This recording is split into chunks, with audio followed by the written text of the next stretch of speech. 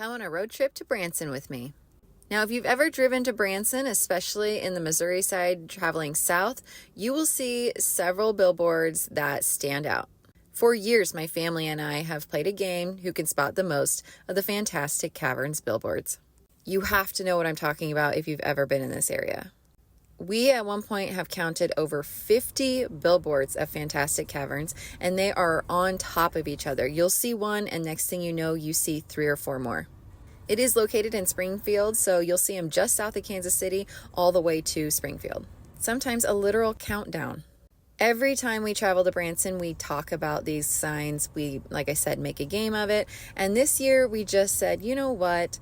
We have to see what is so fantastic about these caverns. So after years of wandering, we took the few miles off the beaten path to the fantastic caverns. It said that the tourism center was created in 1978 and the whole building still had that vibe.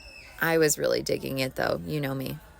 I love that they kept the theme even with the couches, and even the countertop that you paid at was pretty much the exact same. For our family of 5, it was $137.77, which is to be expected for this type of tour.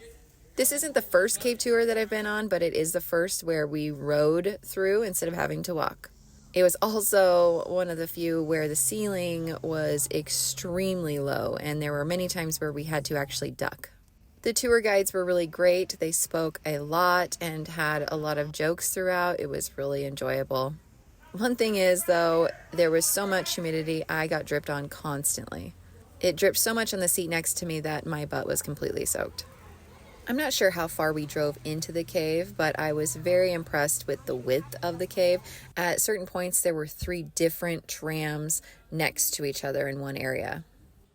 They did overbook our time on accident, which really our wait wasn't long at all. I think we ended up waiting for about 10 minutes, and so they had to double up our tour, which was no problem. It just meant now there were 2 Jeeps instead of 1.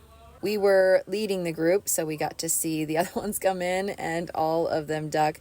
The guy in the back of the Jeep itself, instead of the trailer, was super tall and he had to duck a lot. The views were really neat. At one point, they did turn out the lights so we could kind of see how it would have looked exploring the cave a long time ago. And they showed us 2 different sinkholes in the cave.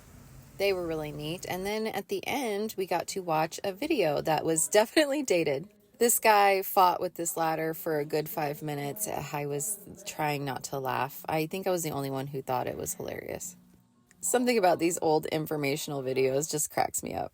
As I show you more videos of, like I said, all of the different trams in this cave at one time, they were telling about how this was discovered by a hunting dog and the man who owned the land, but he had 12 women from in Springfield come out and actually look at it and explore it, and they signed their names, which I thought was super cool. Girl power.